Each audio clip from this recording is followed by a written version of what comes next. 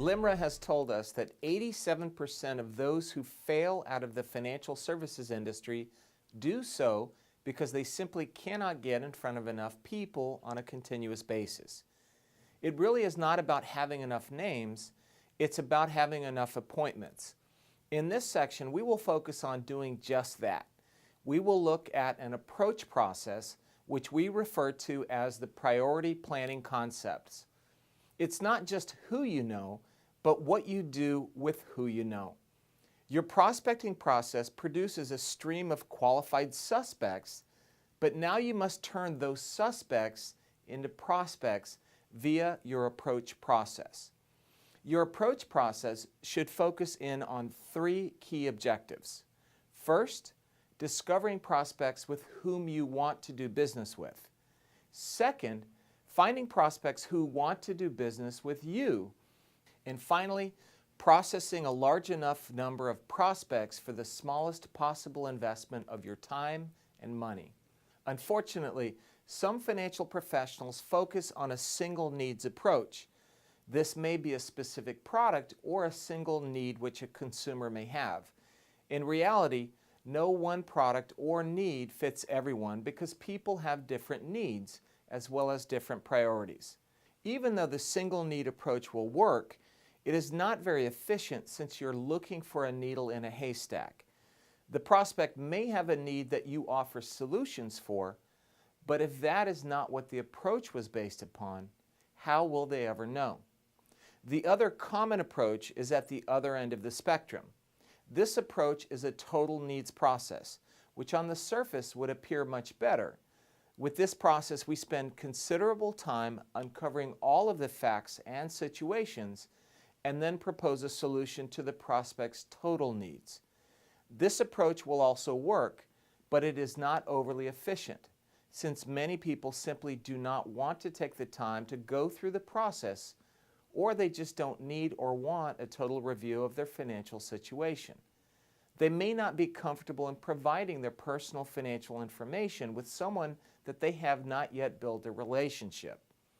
This is why the priority planning review approach works so well. It is a very efficient, low-key approach that enables you to identify those people with whom you want to do business with and at the same time allows them to understand your products and services and decide whether they want to do business with you. It will also quickly and efficiently help eliminate poor suspects from your process. At the end of this approach, you will discover whether or not they have a need for one of your products or services. You will also determine if they have the means to pay for it and the desire to solve their financial needs. You will know if they have a single need or a comprehensive need. The priority planning review allows you to approach suspects comfortably through a 15 to 20-minute appointment, during which the suspect learns about the type of work you do and determines how you can be of service to them. No selling takes place during this approach. The purpose is for you to qualify them and determine if you can be of service. This approach requires a minimum investment of your time and is primarily a daytime activity. The end result is that you're able to extract people for your prospecting list with whom you wish to and can do business with. Your objective should be to conduct between 10 and 12 priority planning review approaches each week, which will result in an average of 6 new opening interviews and 2 to 3 sales per week. In addition, you will quickly begin to feel that this approach will be one of the best ways to meet eyeball to eyeball with existing clients, and that it is one of the best ways to conduct annual reviews with them. You will find this to be the best tool out there in order to find cross-selling opportunities. If you cannot get personally in front of them due to distance or a lack of time, or they may either be a B and C client, then you can use this great approach using email and/or video conferencing. Let me show you how it works. Click on the priority planning concept. Here you will select from one of 5 reviews. We have a personal priority planning review for both P&C and non-P&C insurance. Also, a PNC and non-PNC version of the Retirement Priority Planning Review, and finally, a review for a business owner. I think you'll agree that the names clearly identify the market for each type of review. Let's look at the first one, Personal Priority Planning Review. This includes information on property and casualty as well. Now, as you go through each of these reviews, you will find a common format.